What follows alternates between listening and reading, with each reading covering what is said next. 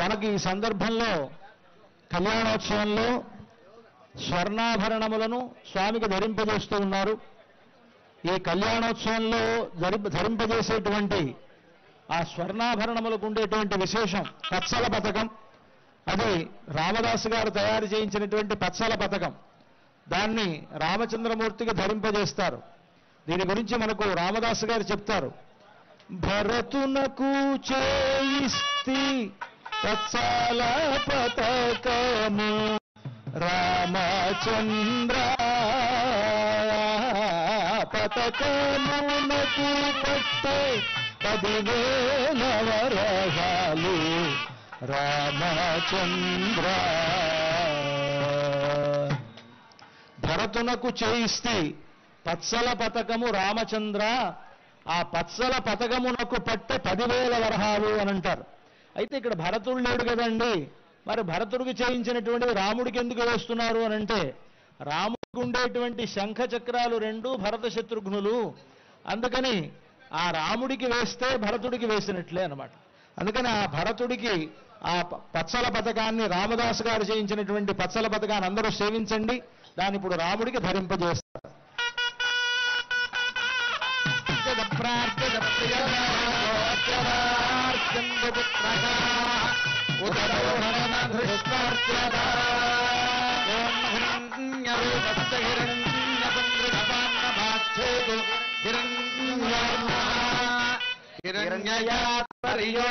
సీతమ్మ వారికి కళ్యాణంలో చింతాకు పథకము రామాయణ.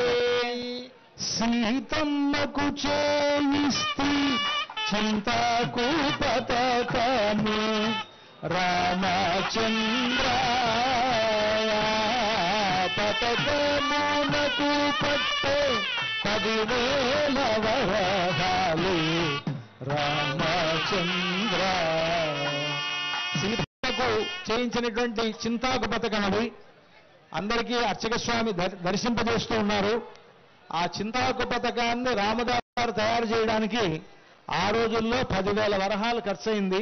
అది కూడా ఆయన లెక్క చెప్పారు. ఆ 10,000 వరహాలు ఖరీదైనటువంటి చింతాకు పథకం ఈరోజు 10 కోట్ల 10 మిలియన్ల ఎన్నైనా చెప్పొచ్చు, దాని విలువ అలాంటిది.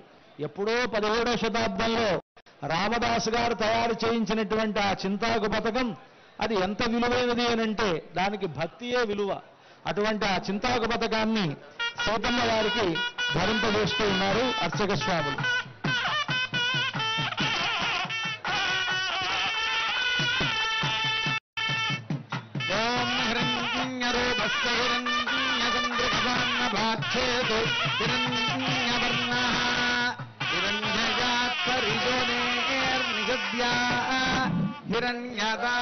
హిరణ్యదాదద్యన్నమస్మై.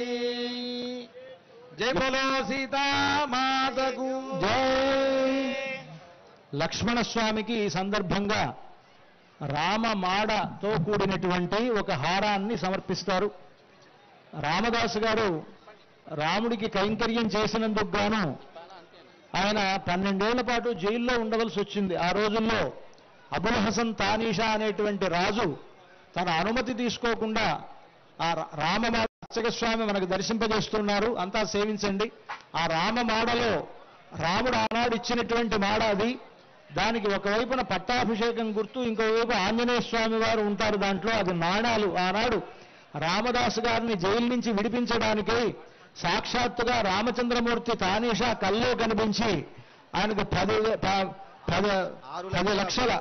6 లక్షల బంగారు నాణాలుగా ఇచ్చారట ఆయన. ఆ బంగారు నాణాల్లో ఇక్కడ ఒక నాణ్యం అది ఉన్నది.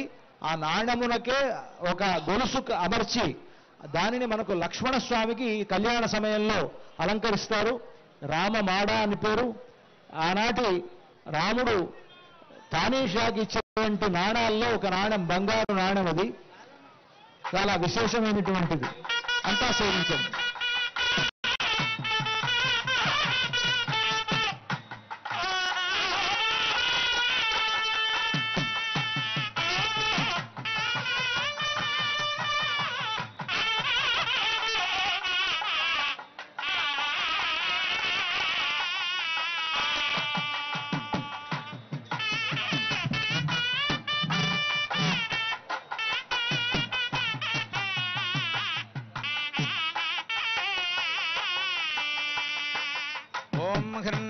హిరణ్యరూపస్య హిరణ్యసంకల్పన్నభాక్షేతు హిరణ్యవర్ణః హిరణ్యజాత్పరియోనేర్నిషద్యా హిరణ్యదాదర్శ్యన్నమస్తే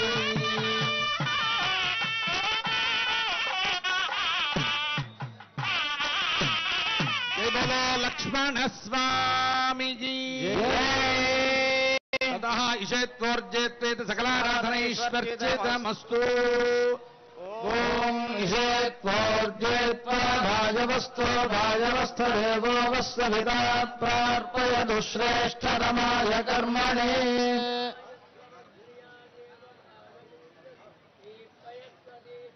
తద అథ మధుబర్కం దధి మధు సమ్మిశ్రం స్వర్ణపాత్రే నిధాయ పవిత్రం నిధాయ అమృతోపస్తరణమసీత్యపస్సమర్ప్య అమృతోపస్తరణమసి తదనంతరం ఇదం విష్ణుర్మధువార్ధాజేతి ద్వాభ్యాం మంత్రాభ్యాం మధువర్కమభిమంత్ర్య ఓం ఇదం విష్ణుర్విచక్రమే త్రేధాని దదే పదం సమూహనస్యారుం సురే ఓం మధువాతారుతాయతే మధుక్షరంతి సింధవః మాధ్వేర్న సంతోషధే మధునక్తముతోషసి మధుమత్వార్థివతుం రజః మధుజ్జౌరస్వనః పితా మధుమాన్నో వనస్పతిర్మధుమాగుమస్తు సూర్యః దీర్ఘాపో భవంతు నః సకృన్మంత్రేణ ద్వస్తోష్ణీం